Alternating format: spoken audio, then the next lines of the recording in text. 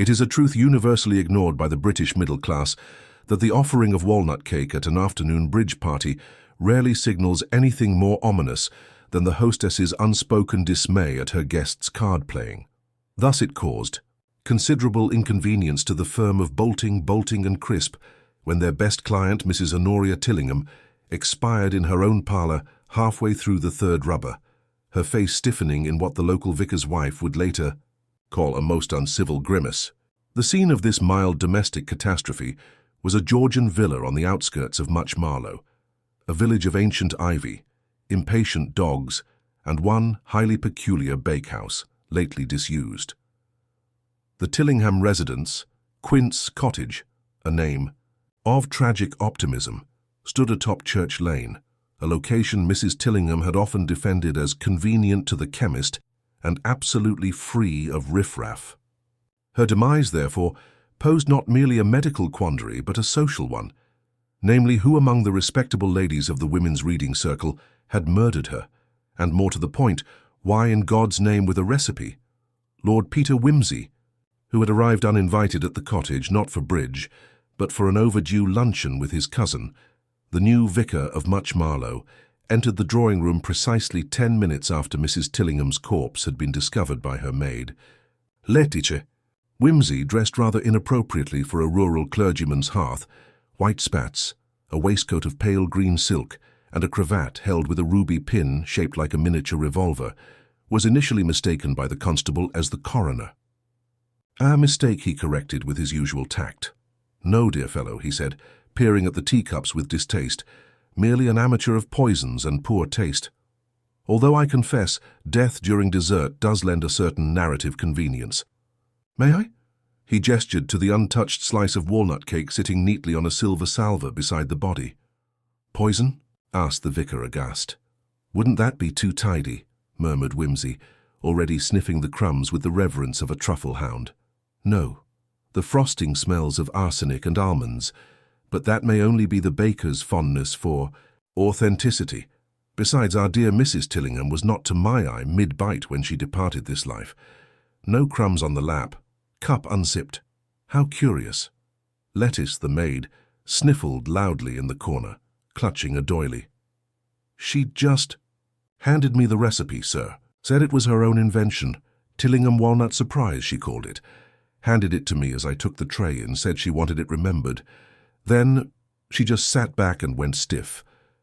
Wimsey's eyebrows performed a slow, meditative dance. "Indeed. Curious timing, wouldn't you say?" He accepted the folded recipe card with fingers wrapped in his handkerchief. The final act of creation, a legacy baked into batter, almost poetic, but surely not fatal. The card read, 2 cups flour, 3 eggs, 1 generous handful of crushed walnuts, pinch of salt, 1 curious absence. He turned the card over. Blank. "Well now," Wimsey remarked lightly, "either she fancied herself a mystery novelist or she's buried the lead beneath the icing. What's missing, Lettice?" "Sugar, sir," said the maid promptly. She always said sweetness was for the weak-minded. Indeed, a peculiar culinary philosophy, but not without merit. "And tell me, who else partook?" "Only Mrs. Woppington and Miss Endicott, sir, and neither of them had more than a forkful. Well." Lettice gestured discreetly toward the body. Wimsey straightened up, brushing a speck of walnut dust from his cravat. "So our dear hostess penned a recipe, made a cake, and died on cue, without eating a bite. And you say she called it her recipe?" "Yes, sir." Wimsey's smile was barely perceptible. "How delightful. You see, I happened upon a recipe almost identical to this one a month ago in the Yorkshire Gleaner's Almanac, a 3rd place, prize winner, if I'm not mistaken, by a Mrs. Hortensia Grogg of Scarborough. I remember thinking the name sounded like a minor character from Twelfth Night." The constable, who had been scribbling diligently in his notebook, looked up. "You mean it wasn't hers?" "I mean," said Wimsey slowly, "that if Mrs. Tillingham stole a recipe and presented it as her own invention to 2 ladies known for their baking competitiveness, then her sudden expiration may well be the result of creative criticism. One might say she was done in by a missing ingredient." A silence followed this pronouncement, broken only by the ticking of an antique mantel clock. Somewhat fast, Wimsey noted. I'll need to see the rest of her papers," he added casually, "and have a word with the guests, especially Miss Kennicott. I believe she's the one who once threatened a fellow competitor with a rolling pin for serving a shop-bought sponge." And with that, Lord Peter Wimsey delicately unfolded his long limbs, leaned against the hearth with the nonchalance of a man about to ruin someone's week, and said, "A pity. I'd rather hoped for a decent tea. Instead, I find myself served murder, with a garnish of irony." The morning after Mrs. Tillingham's regrettable departure from this world was one of deceptive serenity. The rose bushes beneath Quint's cottage fluttered politely in the breeze, the milk was delivered with characteristic indifference by young Freddie Chilvers, and the kitchen range was lit by lettuce as though no corpse had ever reclined 10 feet from its hearth. Death had not disturbed the domestic order, at least not yet. It was precisely this air of English composure that Wimsey found most suspicious. He arrived again just past 10, this time without cravat, having replaced it with a navy knitted tie that lent him the air of a slightly overqualified solicitor. The constable, recognizing him now not as the coroner, but as that other chap from yesterday, let him in with the sheepish respect reserved for amateurs whose reputations inconveniently outrank one's own. Lettice received him in the small back parlour, where Mrs. Tillingham's recipe books, worn, margined, annotated in 3 types of pencil, had been stacked in orderly towers on the tea trolley. The girl appeared red-eyed but composed, and Wimsey, noting the shine of recently reapplied polish on the floorboards, raised an eyebrow. "You've been busy, Miss Lettice." "She wouldn't have it otherwise," the maid murmured. "Always." Said grief was no excuse for grime. A woman of robust principle. Did she often express opinions about the dead or merely about cleanliness? "She kept herself to herself, sir. That is, when she wasn't organizing people.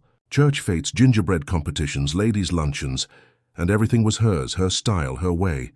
"Ah," Wimsey said with faint amusement, the iron fist beneath the walnut glaze. "And tell me, how long had you been in her service?" 4 years last Martinmas. And never a falling out?" "She was fair," Lettice said after a pause that was just long enough to be useful. "Though she had moods, not fond of being corrected. Didn't like when I said something she didn't remember writing. Like that time she forgot she'd already sent a pie to the vicarage and accused me of giving it to my sister. Said I must have pinched it, then found it on the scullery shelf the next day. Never apologized, just told me to be less self-righteous." Wimsey chuckled quietly. "One can't fault consistency. Now, this recipe she gave you, when did she write it?" "Yesterday morning. She was in her study after breakfast. Came out humming and said she'd finally nailed the secret. Handed me the card before the ladies arrived." "And had she baked the cake herself?" "Yes, sir. Insisted on it." "Curious," Wimsey murmured, turning the card again in his fingers. "So she proclaims authorship of a culinary concoction that we suspect originated elsewhere, bakes it with some ceremony, and then dies without so much as nibbling it. One might almost suspect performance." "She wanted to win this year's harvest bake," Lettice added. "Told me it was her turn. Said Miss Endicott always used unnatural oils, and Mrs. Wappington had a medicinal sponge. She meant, sponge cake, sir. Delightful imagery. And did anyone else touch the cake before it was served?" "No, sir. I brought it from the pantry, sliced it, and served it myself. And yet no one but Mrs. Tillingham was harmed." Lettice bit her lip. "Well, she hadn't eaten it yet, sir." "Precisely. It begins to feel rather like one of those awful ghost stories. The haunted walnut, the poisoned paper. Except that I don't believe in cursed confectionery. I believe in motives, and someone had one." Having extracted what he could from Lettice, Wimsey made his way through the narrow corridor to the drawing-room, where, as expected, Miss Endicott had installed herself like a disapproving fern. She sat upright on a chair that clearly disliked her, a woman of 70 in a rigid twinset and pearls so real they looked gauche. "Lord Peter," she greeted him. "Come to admire the wreckage?" "Merely taking inventory, Miss Endicott." "Wreckage, you say? I rather thought the tea service had survived." "I was referring to the scandal," she sniffed. "It's not every day a lady drops dead in mid-trick." "Indeed not. And you were, if I may, holding the cards at that moment." "I had just played a club." Mrs. Tillingham was about to respond with hearts, I believe. The irony is not lost on me. Whimsy leaned against the mantel, examining the framed print of the death of Chatterton hanging askew. And you yourself? No ill effects from the cake? I did not eat it. Nor did Mrs. Woppington. We both found it odd. She said it tasted like liniment. I said it tasted like vengeance. How poetic, Whimsy murmured. And the atmosphere before her death? Any tension, verbal sparring, culinary sniping? Miss Endicott hesitated. She was unusually triumphant, told us her recipe would stand the test of time. Mrs. Woppington rolled her eyes. There was some comment about originality. A sin graver than theft in certain circles. She stole from me once, Miss Endicott said crisply, a tart recipe from the People's Weekly, submitted it as her own in the spring fair, changed one ingredient, added nutmeg of all things. It ruined the delicacy. And yet she won. Miss Endicott's lips became a single line. She always won. Whimsy inclined his head. And now she's lost. Abruptly, publicly, and just before a major judging event. A shame. Still, I wonder who had the stronger reason to take the nutmeg personally. He left her with that thought and made his way back into the hall, pausing beside the coat stand. A faint smear of something brown, icing perhaps, marked the hem of a raincoat hung too low. Whimsy made no remark, but reached into his pocket for his notebook. Liniment, he wrote. Then, after a moment's hesitation, who benefits from a stolen recipe, and who is silenced by one? As he stepped outside, the church bells began to chime noon. They were off by almost a full minute. Again. He smiled thinly and murmured, "The clock is lying to us, and so, I think, is someone else." Whimsy had once remarked to Parker that village murders were rather like second-hand books, dusty, repetitive, sometimes exasperatingly overwritten, but always containing some unexpected marginalia. Much Marlowe was proving no exception. By early afternoon, he had arranged to interview the other principal witness to Mrs. Tillingham's final performance, Mrs. Isadora Woppington of Honeysuckle Bank, a name that sounded more like an oversweetened pudding than a residence. Mrs. Woppington greeted him in a faint aura of camphor and chalky lavender. She was stout, suspicious, and dressed in a tangerine brocade that fought violently with her complexion. The drawing-room smelled of boiled cabbage and moral certainty. "I don't suppose you're with the actual police?" she asked, her eyes darting to the window as though expecting to see Scotland Yard conducting a manhunt in her azaleas. "Mercifully not," said Whimsy, easing himself onto a settee that squeaked in protest. "They are content to let amateurs with expensive shoes ask the awkward questions. I hope you're not going to call it murder, Lord Peter. The word alone has done dreadful things to the WI attendants." "No doubt," he replied. "We British are more frightened of gossip than of guilt. But tell me, Mrs. Woppington, did you eat the cake?" She looked affronted. "Certainly not. It was bitter. The kind of bitterness one gets when one uses bad walnuts. And something else, something medicinal. I spat it into a serviette. Let Miss Endicott glare." "Prudent. Did you suspect poison?" "I suspected incompetence. Honoria was always trying to elevate the domestic to the tragic. She once spent 3 weeks inventing a beetroot flan she claimed was based on a Tennyson poem. 'Red of the East and red of the West,'" Whimsy murmured. "I remember it well." Mrs. Woppington made a sharp noise of irritation. "She stole recipes. That's what nobody ever said aloud, but we all knew. And then she would act wounded when someone mentioned the Illustrated London Cookery Annual. The recipe she gave lettuce? I recognized it instantly. It's Mrs. Grogg's recipe, 1/3 prize in the Yorkshire sectionals."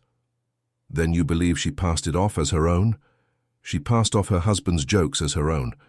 "What? Difference is a walnut cake?" "Ah, but jokes rarely kill, at least not intentionally. And what of your own recipe for the harvest bake, I mean?" Mrs. Woppington stiffened. "Prickly pear upside-down tart.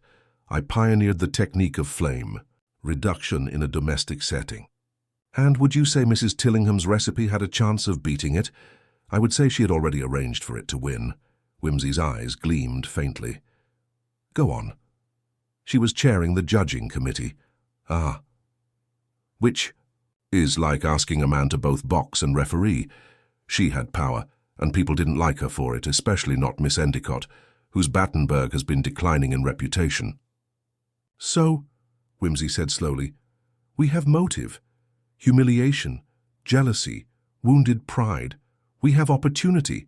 Everyone was there. And we have means, at least potentially, a cake that tastes like liniment, an ingested bitterness, a recipe not her own. Would it be ungallant to ask if you were familiar with substances? Mrs. Woppington let out a bark of laughter. What, you think I keep arsenic in the spice cupboard? I'm a chemist's wife, Lord Peter. If I wanted to dispatch someone, they'd vanish without a trace, not slump over a Victoria sponge like a parody. A comforting distinction. I was angry. Yes, she said. And I told her as much. Just before the party, she said, if I couldn't take a little competition, I should go back to my garden and pickle more radishes. Harsh. She had a way of belittling anything she didn't invent. That's why people didn't just dislike her, they resented her. As Whimsy left Honeysuckle Bank, he found himself rehearsing what the police would have undoubtedly done by now, circled Mrs. Woppington's name in red, and noted her husband's profession with a suspicious squint. A chemist's wife, refused the cake, publicly argued with the deceased. It was too elegant a fit. Suspiciously so. Red herrings, after all, were often cooked with flair. Back at Quint's cottage, Whimsy requested a look at the pantry. It was Lettice, who guided him through it, a square, slate-floored chamber lined with shelving and dry goods perfectly ordered. But one gap drew his eye. A tin, unlabeled but recently moved, judging by the faint dust ring surrounding it. Did Mrs. Tillingham store anything here herself? No, sir. She left that to me, but yesterday morning she insisted on checking the spice tins herself. Odd that. She said she wanted to get it just right. I told her I'd already set aside the good walnuts. And the spice tin she used. That one. Lettice pointed to a pewter canister with an embossed M. Whimsy opened it and sniffed. Marjoram. But I suspect it was once something else. She emptied it yesterday. Said she didn't like the smell. Poured it in the bin and refilled it. Did you see what she poured out? No, sir. I was polishing the table. How thorough, Whimsy muttered. He made his way to the waste bin. It had been emptied naturally, but not recently scrubbed. He retrieved a handkerchief and delicately collected a faint residue near the hinge. Smelled it. It stung slightly. Something synthetic. Something neither marjoram nor nutmeg.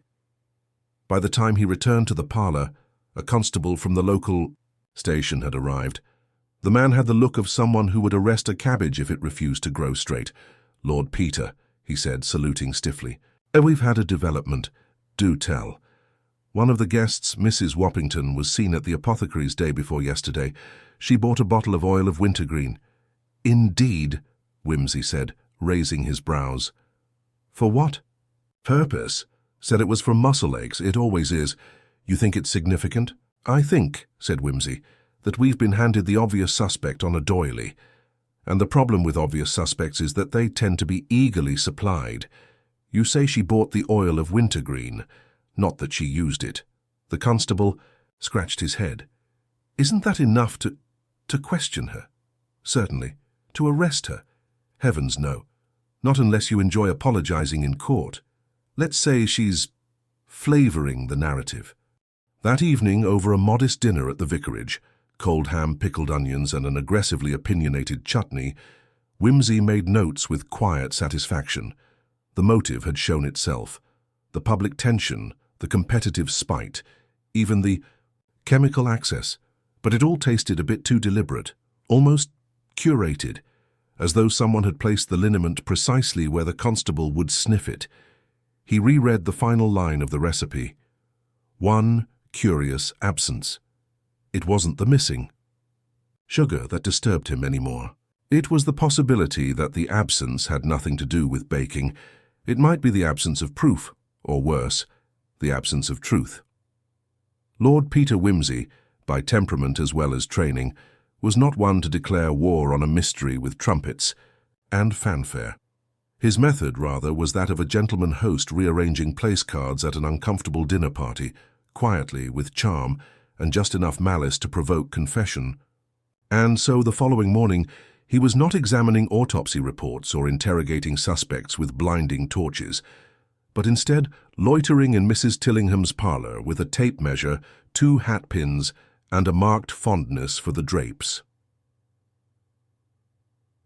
82 inches, he murmured, noting the length of the curtain cord. Twice looped, it could strangle a modestly sized spaniel, but not quite enough to hang a respectable motive. "You're measuring drapery?" asked Inspector Stratham, who had arrived from the county station with the air of a man forcibly separated from a much nicer tea, certainly, said Whimsy. "I find that linen rarely lies, unlike the living. I thought this was a poisoning." "Quite. Which is why I'm examining the blinds." Stratham sighed and turned to his notebook, muttering about amateurs and eccentric nobility. But Whimsy had already moved on to the hearth-rug. He knelt and ran his fingers gently along the fringe, then flipped one corner, inspecting it like a rare stamp. Hemmed in red cotton thread, not part of the original weave. Someone's mended this. Recently. "Lord Whimsy," said Stratham wearily. "I do hope this is going somewhere." "Oh, it always is," Whimsy said, brushing off his knees and standing. "The question is where it starts. Everyone's terribly focused on the cake and who tampered with what ingredient. But very few are asking why Mrs. Tillingham decided to bake that cake herself when she usually had lettuce do it, or why she chose that precise recipe, or perhaps, most tellingly, why she summoned her 2 least favorite women to her parlour to eat it." Stratham blinked. "You think she planned something?" "I think," said Whimsy slowly, "that Mrs. Tillingham was many things, vain, self-important, competitive, but never spontaneous. She set that table like a stage, and every play has its props." He stepped over to the sideboard and tapped a ceramic figurine, a shepherdess with rather exaggerated proportions. "This used to be elsewhere. See the sun fade on the doily? She moved it yesterday, I'd wager, but why?" He leaned in, sniffed. "Cinnamon. Unusual. Maybe she dusted it. Maybe she hid something beneath it." Stratham raised an eyebrow. "You're saying she staged her own death?" "Oh, heavens no," said Whimsy. "That would require a suicidal flair quite beyond even her melodrama. No, I believe she was staging something else, perhaps a confrontation, a trap. She wanted something known or confessed." "Confessed? Well, the very last thing she did, you'll recall, was give her maid a handwritten recipe card, a recipe that was not hers, a recipe stolen, and she did so with ceremony." Stratham frowned. "That's not a confession." "No," said Whimsy, "but it may have been a provocation. And she made certain 2 particular women were there to witness it, both known for their resentment of her culinary fraudulence, both capable of outrage, both likely to take the bait." Stratham flipped through his notes. "You think she wanted to be confronted?"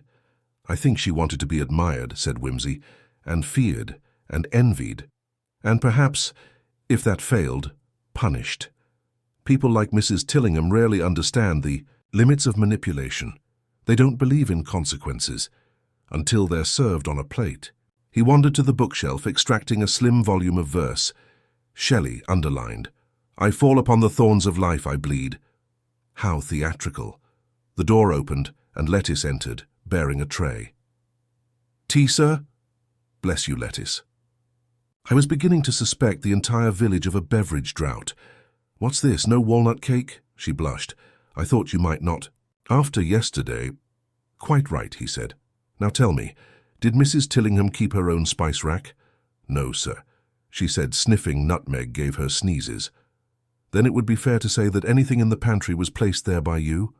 "Yes, sir." "And yet she chose a spice from your pantry to use in her final recipe?" "She didn't say what she was adding, just took the marjoram tin and said she needed something to add depth." "Depth," murmured Whimsy, accepting his tea. "A fine euphemism, and you didn't find that odd?"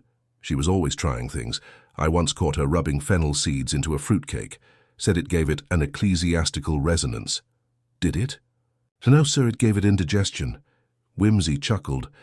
"One final question, Lettuce. When you went to call the doctor yesterday, how long were you gone?" 15 minutes. I ran to the vicarage and he wasn't in, so I went next door to Miss Endicott's. She said she'd already phoned. Then I came back. So the room was unattended for at least 10 minutes. "Yes, sir." Whimsy nodded. And when you returned, had anything changed? The curtains had been drawn. Interesting. He sipped his tea, watching the girl closely. She was composed but not dispassionate. Her eyes flicked to the drawing-room door every few seconds. "Lettice," he said gently, "did your mistress write many notes by hand?" "Only shopping lists, and sometimes verses for the church newsletter. She wasn't fond of writing. Said her wrists were delicate." "Indeed. And yet she wrote a full recipe card yesterday in a hand that, if I may say so, appeared firm and bold."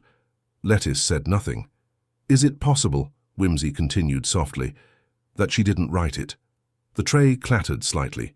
"She gave it to me," Lettice said. "She handed it to me herself." "Indeed she did," said Whimsy.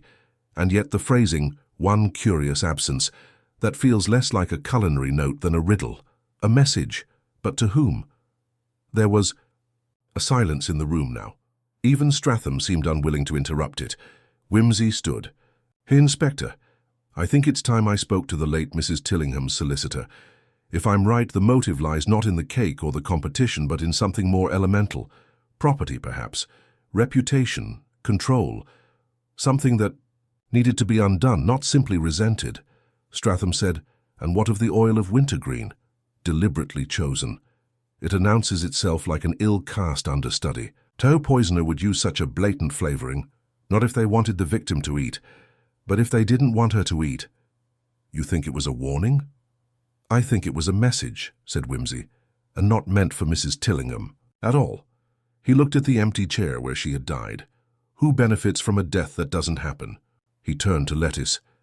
"Would you be so good as to bring me all the handwritten materials your mistress kept? Notes, diaries, recipes, church bulletins, and if possible, any letters she received in the last week." "Of course, sir." Whimsy smiled. "I suspect our mystery is not just in the cake. It is in the script, and I very much wish to read the first draft." It was not until the following morning, damp, overcast, and grumbling with the threat of drizzle, that Lord Peter, Whimsy began to test the hours. A murder, after all, was not simply a matter of motive or method. It was a matter of minutes. Crimes of passion may be timeless, but crimes of planning are notoriously enslaved to timetables. And somewhere between Mrs. Tillingham's last glance at the mantel clock and her maid's frantic dash to the vicarage, something had happened that did not quite fit. He began appropriately with the clock itself. Her handsome brass affair, shaped like a Grecian urn with aspirations of empire. It perched on the drawing-room mantel in its usual state of dignified inaccuracy. Whimsy wound it, adjusted the hands, and let it tick with fresh vigor. "Lettice," he said as the maid watched him from the doorway, "do you happen to know whether this clock has been serviced recently?" She shook her head. "Only dusted, sir. It's always been slow." "How slow?" "About 7 minutes, sir. Mrs. Tillingham kept saying she'd have it looked at, but never did. She said it helped her get out of hosting bores. She'd always insist she was late for something. Charming. So when she slumped in her chair at 4:12, according to this contraption, it was really 4:19, yes, sir. Excellent."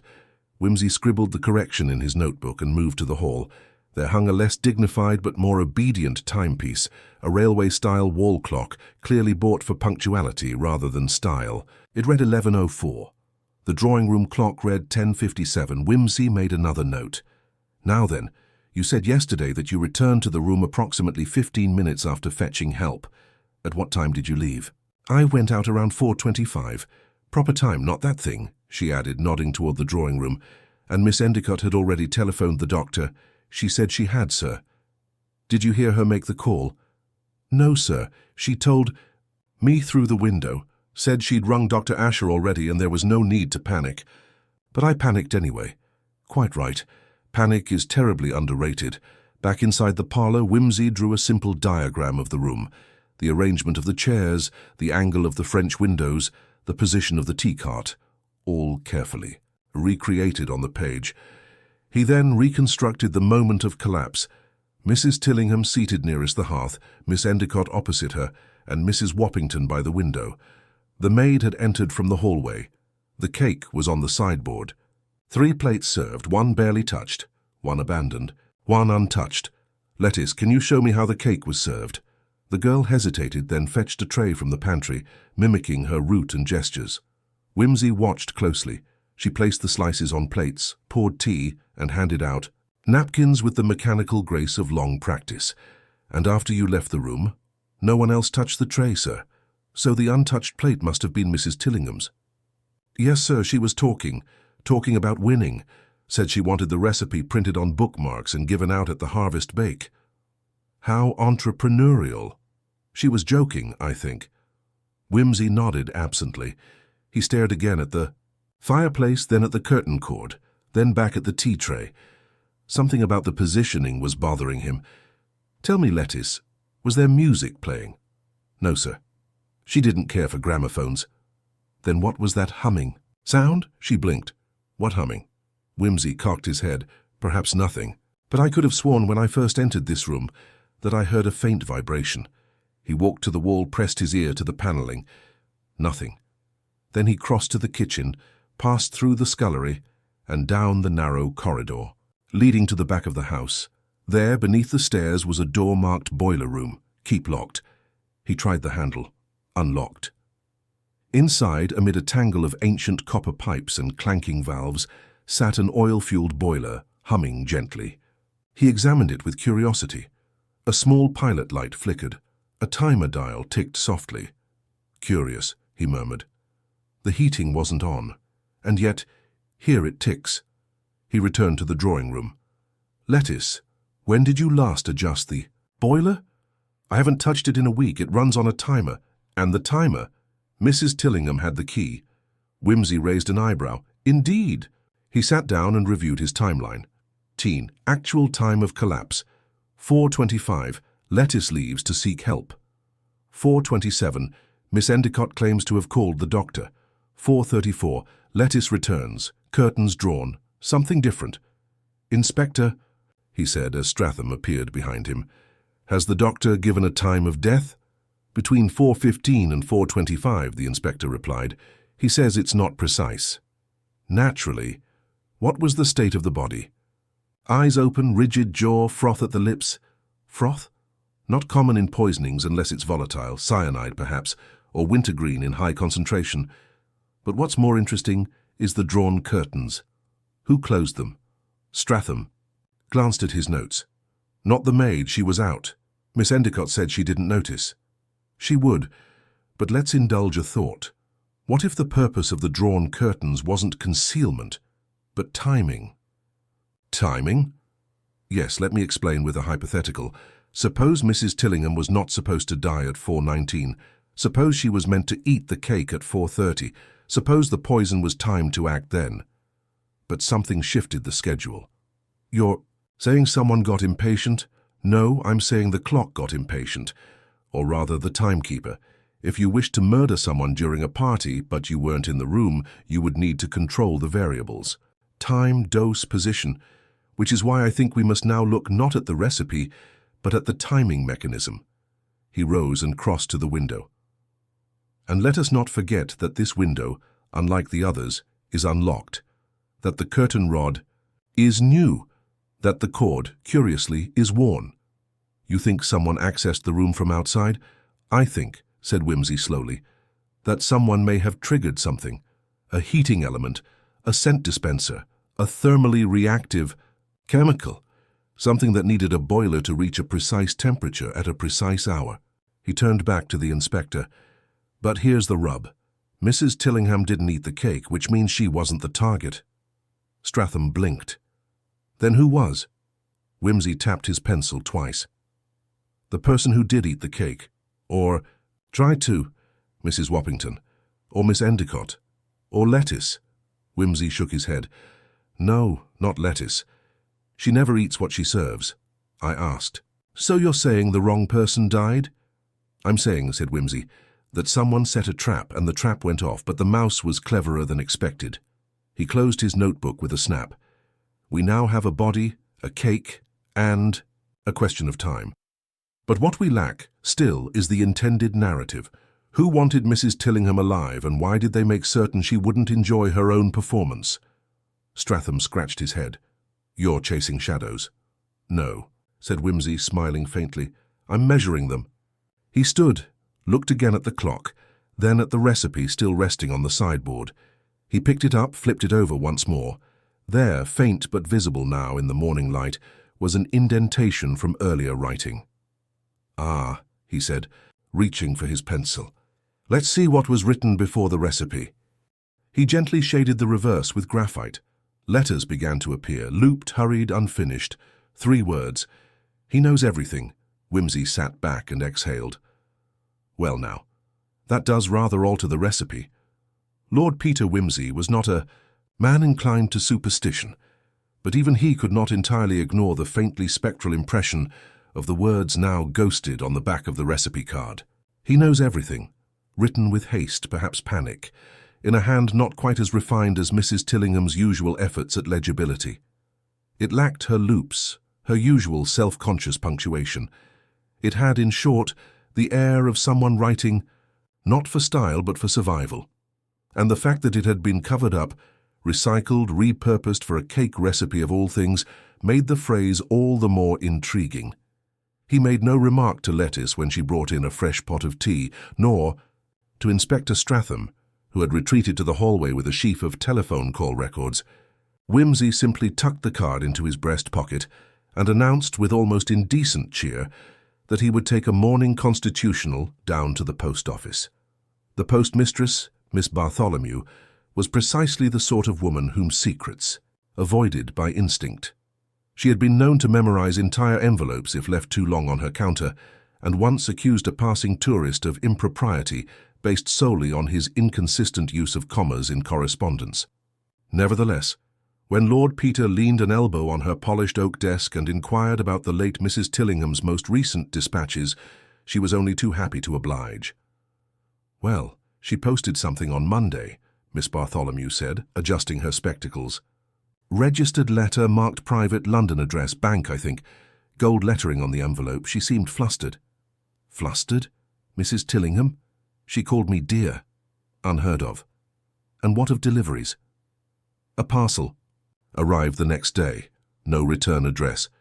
Brown paper, string tied in a cross like grocers do. I remember because the handwriting was dreadful." She picked it up herself. "Wouldn't let me carry it to her car.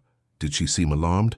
"She seemed rattled, like she'd seen something familiar she didn't expect to see again."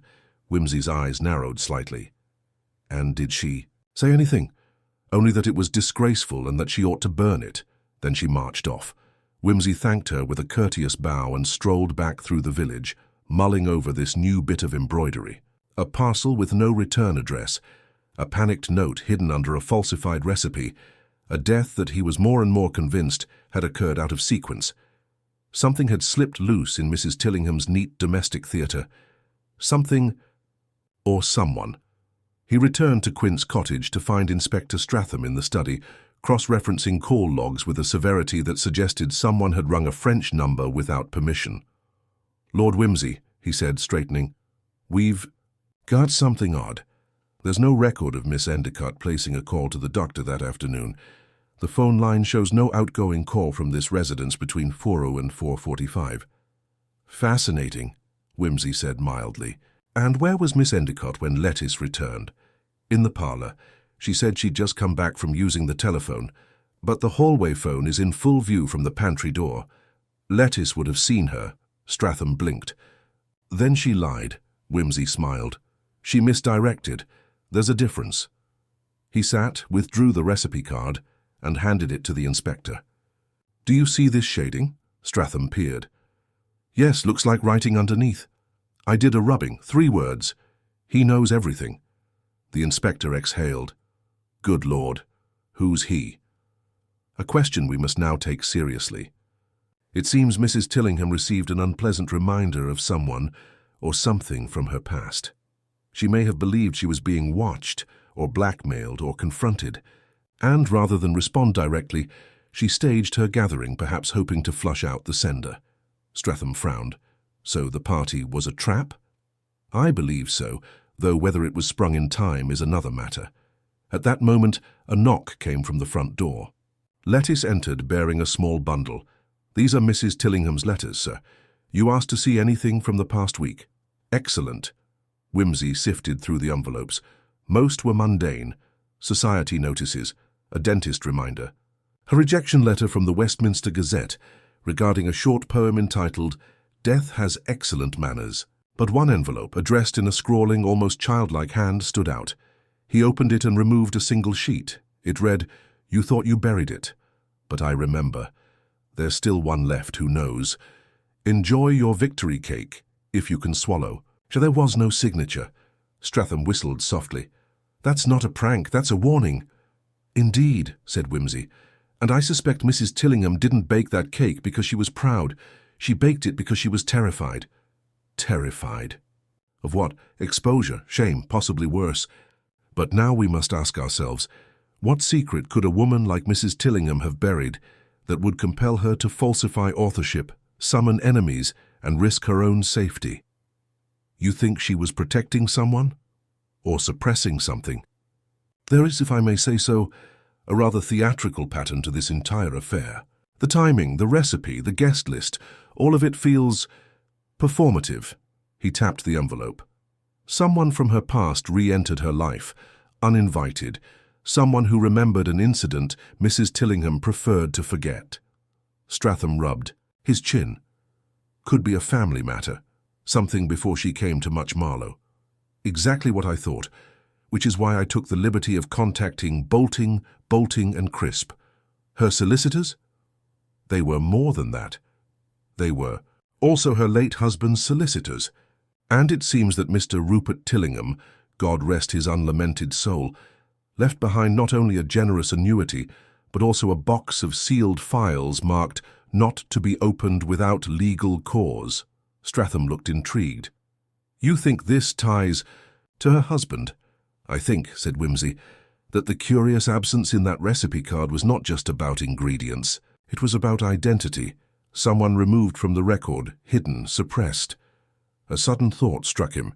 He turned to Lettice. "Miss, do you know whether Mrs. Tillingham had any children?" Lettice looked startled. "No, sir.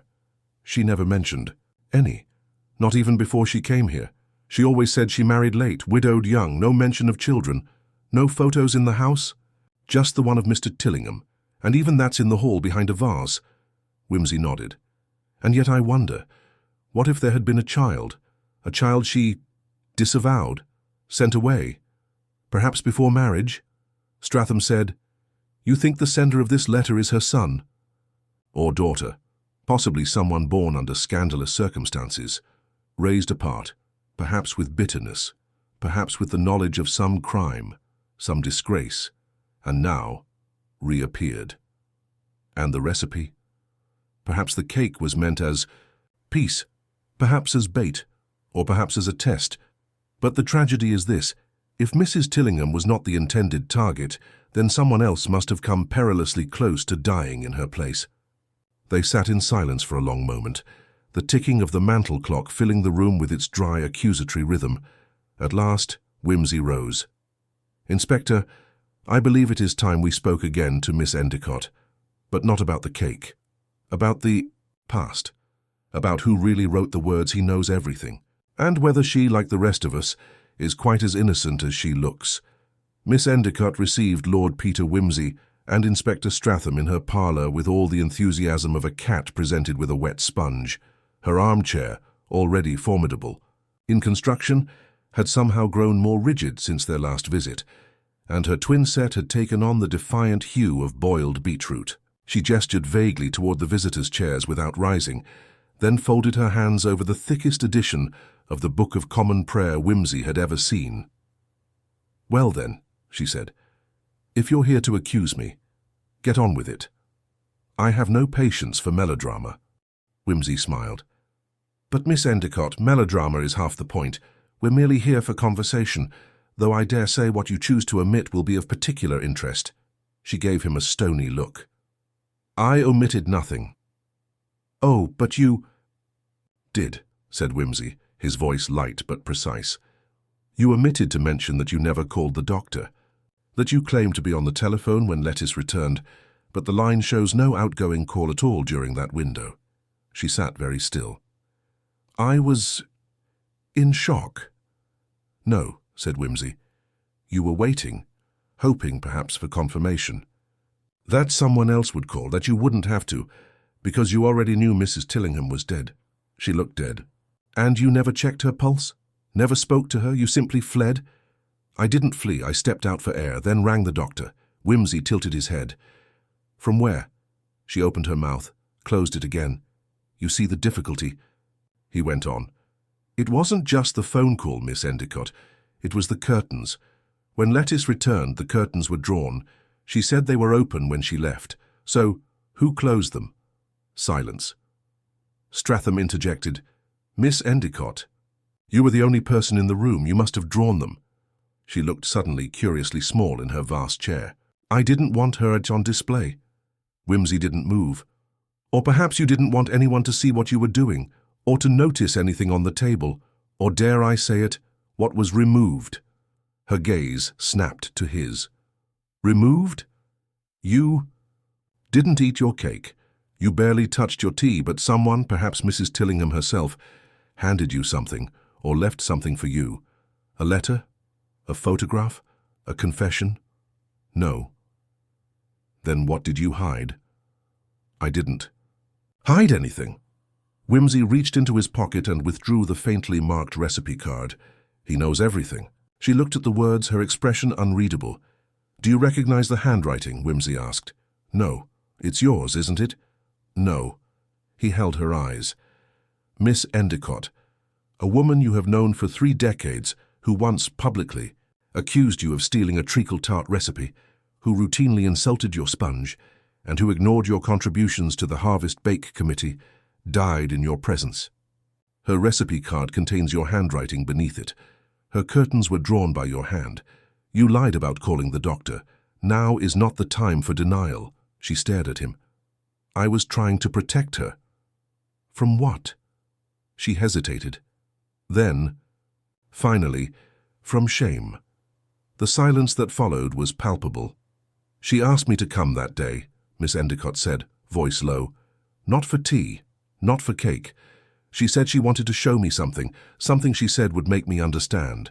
We'd argued so many times, but that morning she said it was time to reconcile old debts. Whimsy waited. She handed me an envelope, told me not to open it until after tea. Then she gave me the recipe. I thought it was a peace offering. I didn't know until later what she'd meant. I opened the letter when Lettice ran off. She was already gone, and then I understood. What was in the letter? Her eyes glistened, but she didn't blink. A photograph of a baby and a short note. He was mine once. I chose not to be his mother, but he's come back now. I think he means to ruin me. Stratham straightened. She had a child. She had a son, gave him up before she married Rupert. I'd always suspected she was odd about certain things, but this was an admission, and she said she'd received a parcel the day before, something he sent, proof of who he was. And you didn't tell us this. I thought it would look like motive, which it wasn't. I didn't want people thinking I'd done something. Whimsy's voice softened. Did you? No, she said. I was angry at her, yes, but not for this. For keeping secrets. For making us all dance around her. For needing to win all the time. But not for the child. Do you know his name? She shook her head. The letter didn't say, just that he was back, and that he might be dangerous. Stratham stepped forward. Did she say where he was? What he looked like? She didn't, but she said he'd threatened her, sent her something. That proved she lied. That's all. Whimsy tapped the card again. Then the note, he knows everything, was meant as a message or a warning, perhaps not for you, perhaps for Lettice, or Mrs. Woppington, or the son himself, if she thought he might come to tea. She was terrified, Miss Endicott said. I could see it in her face. She kept looking toward the window. Whimsy rose thoughtfully.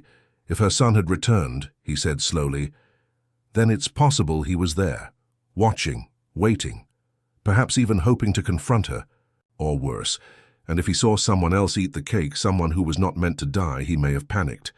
Stratham said, and now he's disappeared. No, said Whimsy, almost absently. He's still here. He wouldn't leave. Not before finishing whatever began with that letter. He turned back to Miss Endicott. Do you still have the photograph? She hesitated, then opened a drawer and handed him a folded paper. The child was perhaps 2 years old, pale, unsmiling, a date on the back, May 1903. Whimsy stared at it for a long time. Miss Endicott, he said quietly, one last question. Was there anything unusual about Mrs. Tillingham's behavior that day? Anything specific? She wouldn't sit still, she said, kept checking the clock, and she insisted the back door be unlocked. That was odd. She never did that, always had it bolted. Whimsy nodded. She was expecting him. He pocketed the photograph and walked out into the hall. Stratham followed. Where now? Back to the boiler room, Whimsy said grimly, because I think our killer left behind something rather important. Not a weapon, but a mistake. A detail no one else would notice, unless, of course, they were measuring shadows. They passed into the cold corridor, the walls damp with early spring air. Whimsy pushed open the door and descended the steps to the oil tank. He examined the floor with slow care, then paused. There, he pointed, a faint heel mark, muddy, small. Someone stood here. Recently, and not in boots, in polished shoes. Stratham knelt beside it. This size could be a woman's, or a young man's, Whimsy said. Someone not yet filled out, someone unnoticed, who blends, who watches. He straightened, voice colder now. He didn't poison the cake. That would have been too uncertain. He tampered with the boiler timer, released a vapor, meant to affect the person in the corner seat, the one furthest from the windows. The one who always sat last. Stratham stared. He meant to kill Miss Endicott? Whimsy nodded. Because she knew. She must have recognized him, or suspected. And she was going to say something. He turned and climbed the steps. But Mrs. Tillingham sat first. She never gave anyone else the chance. They stepped out into the daylight. A single bird called in the distance. Quiet, measured, just like the timing of a crime constructed by someone raised in silence, on the margins of society, with nothing but observation and patience. A ghost, said Whimsy quietly. That's what she created, and ghosts don't forgive.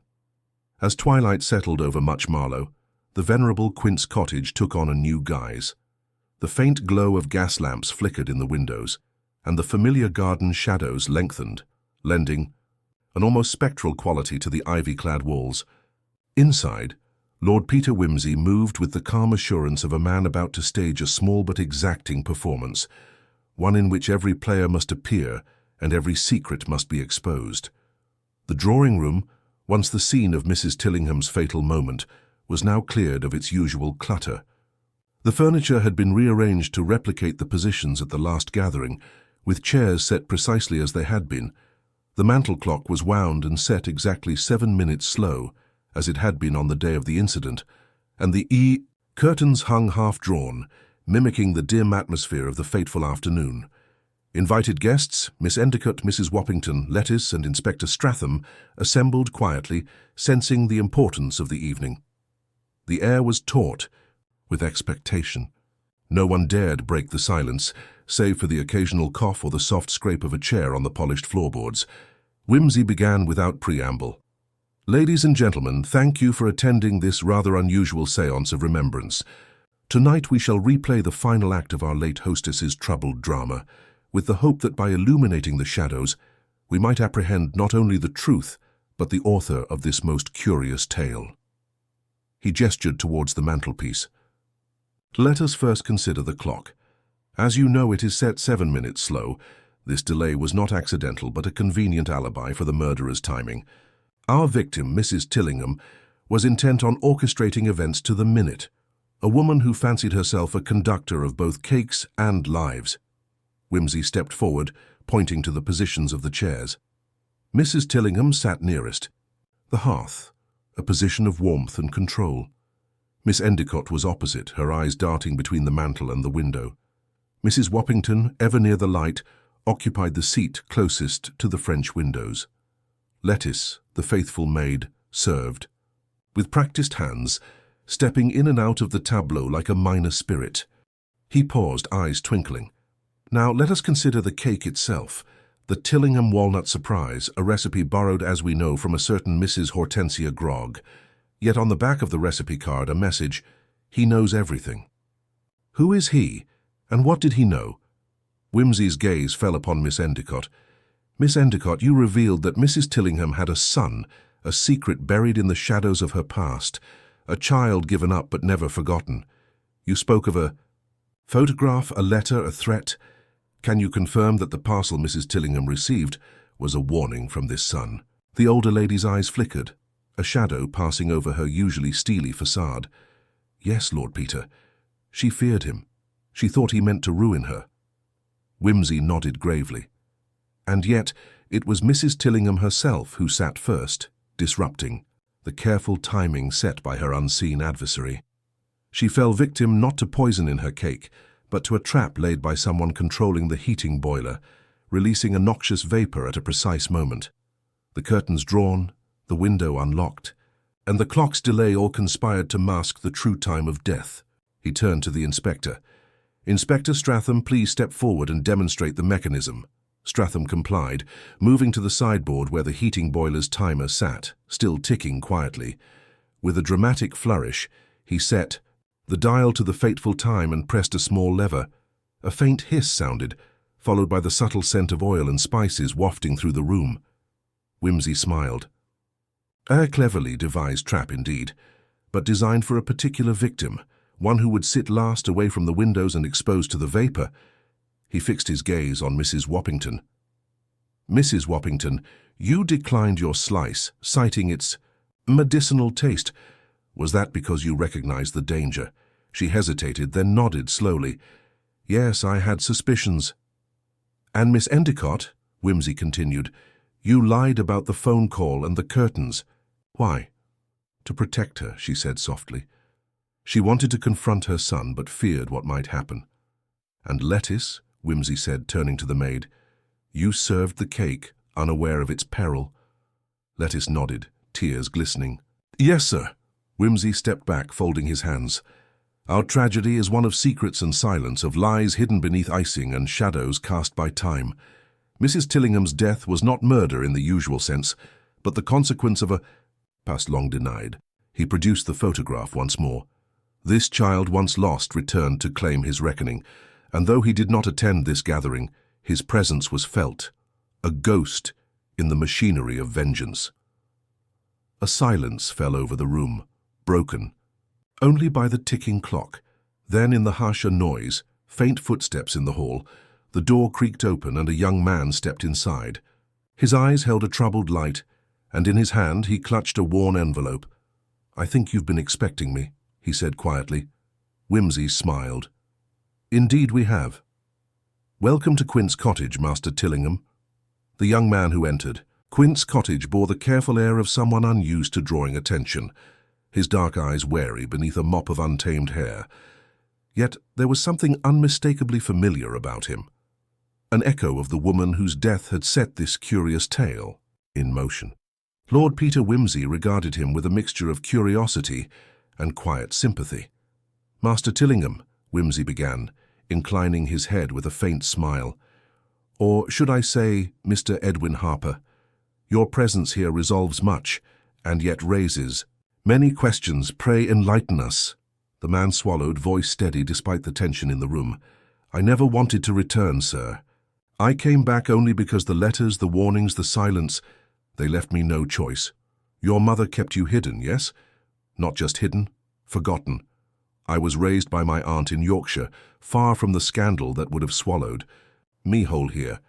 But when I learned she had fabricated recipes, stolen credit, and worse, denied me even the smallest acknowledgement, I knew I had to confront her. Miss Endicott's face tightened, but she said nothing. I sent her the parcel, Edwin continued. A reminder of the truth she tried to bury. The photograph was from our first year before she left me in the care of others. The note, he knows everything, was meant to make her face her past. Yet you did not intend for her death, Whimsy said quietly. The trap in the boiler, the vapor, it was meant for you. Yes, Edwin admitted, but someone else, someone who knew her secrets better than I did, used that trap to kill her, someone who feared exposure. Stratham leaned forward. "Who?" "Mrs. Woppington." The room turned sharply toward the stout lady, who paled visibly. "I did not mean to kill her," Mrs. Woppington protested, "but I feared what she might reveal. She had begun threatening to expose old debts not just financial but personal, lies about my late husband, affairs, scandals. I confronted her during the party. I set the boiler's timer myself, hoping only to intimidate her, to silence her. But I did not expect her to sit so soon, nor for the vapor to be so strong." Miss Endicott's eyes blazed. "And you thought I was the enemy?" Whimsy raised a hand. "Calm, ladies. You both sought to protect reputations, and in doing so, doomed an innocent woman. Mrs. Tillingham died not from the cake, but from the fear that surrounded it." He turned to Edwin. "And you?" "I'm ready to face the past," Edwin said, "to make amends. But I will not be a shadow forever." Whimsy nodded, a quiet pride in his gaze. "A difficult path, but a necessary one. Secrets have a way of surfacing, often at the most inconvenient times." The inspector stepped forward. "I believe this case is closed." Whimsy smiled faintly. "For now, Inspector. But life, like a recipe, is never quite complete. There are always new ingredients, unexpected spices, and the occasional bitter taste." As the guests dispersed, Whimsy lingered by the window, looking out onto the darkening garden. The clock chimed solemnly, its melody a reminder that time, like truth, waits for no one. He turned, his thoughts already on the next mystery. For in Much Marlowe, as in life, the curious recipe of human folly never grows stale. The dawn broke over Much Marlowe with a pale, uncertain light, as if the village itself hesitated to face the consequences of the night before. At Quince Cottage, the air was heavy with the quiet aftermath of revelations and reckonings, but also with something lighter, a tentative hope for closure. Lord Peter Wimsey stood once more in the drawing-room, now restored to its accustomed order. The clock ticked steadily, no longer lagging behind or rushing ahead, as if content that justice had found its rightful hour. He glanced at the framed photograph of the late Mrs. Tillingham, her stern gaze softened by the gentle morning light filtering through the curtains. Turning, he found Inspector Stratham, who wore a look of weary relief. "Well, Inspector," Wimsey said, lighting a cigarette with slow deliberation, "the curious recipe has been fully sampled, and I dare say it leaves a rather complex aftertaste." Stratham chuckled. "Indeed, my lord. A recipe of jealousy, secrets, and tragedy baked with a precise hand." "Exactly. And like any good recipe, it required the right ingredients. A mother's fear, a son's anger, a neighbor's desperation, and, of course, the subtle spice of human folly." Wimsey exhaled, watching the smoke curl upward. "One might say Mrs. Tillingham's downfall was not in the stealing of recipes, but in the failure to write her own final chapter, honestly." He flicked the ash into the tray. "The son, Edwin Harper, now faces his past, as do those who acted in fear and anger. No one emerged unscathed, but perhaps truth, like a good cake, is best served warm." Stratham smiled. "And what of you? Lord Peter, any new mysteries beckoning?" Wimsey's eyes gleamed with their usual mischief. "Always, Inspector. Life has a way of serving surprises, and I intend to savor each one." He paused, adjusting his cravat with a flourish.